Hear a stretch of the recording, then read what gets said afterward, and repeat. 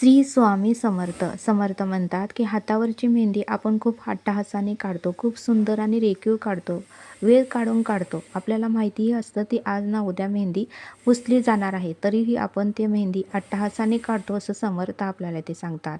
दारावरची सुद्धा रांगोळी वेळ काढून आपण रेखीव आणि सुंदर अशी रांगोळी काढतो, का तर सर्वांनी खूप रांगोळी छान काढली असं म्हणावे. आपल्याला माहिती आहे की ती रांगोळी आज ना उद्या पुसली जाणार आहे, तरीही आपण अट्टहासाने सुंदर अशी रांगोळी काढतो.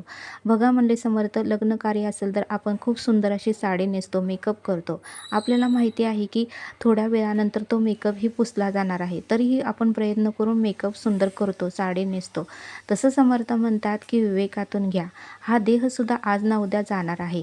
त्या देहाला सुद्धा उत्तमाची गती प्राप्त व्हावी म्हणून आपण उत्तमाचे कर्म करावे, उत्तमाचं बोलावं, सेवा करावी, प्रामाणिकपणे पैसा मिळवावा असे प्रयत्न का करत नाही असं समर्थांनी आपल्याला ते सांगितलं.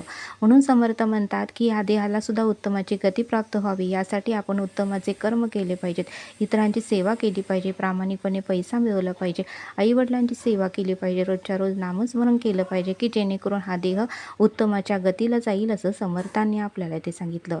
म्हणून समर्थ म्हणतात की आईवडील आपला उत्तमाचा मार्ग दाखवतील, आपल्याला संस्कार देतील, आपली काळजी घेतील, पण आपला देह स्वतःचा देह उत्तमाच्या गतीला जावा यासाठी आपल्याला स्वतःलाच प्रयत्न करावे लागतील असं समर्थांनी आपल्याला ते सांगितलं. आईवडील किती जरी प्रेम करणारे, काळजी करणारे असले तरी ते ते आपल्याला उत्तमाचा मार्ग दाखवतील, पण आपला देह उत्तमाच्या गतीला जाण्यासाठी आपल्याला स्वतःला प्रयत्न करावे लागतील, स्वतःला उत्तमाचं वागावं लागेल, नामस्मरण करावं लागेल, सेवा करावी लागेल, नम्रतेत राहावे लागेल असं समर्थांनी आपल्याला ते सांगितलं. तर हा देह उत्तमाच्या गतीला जाईल असं समर्थांनी आपल्याला ते सांगितलं. श्री स्वामी समर्थ.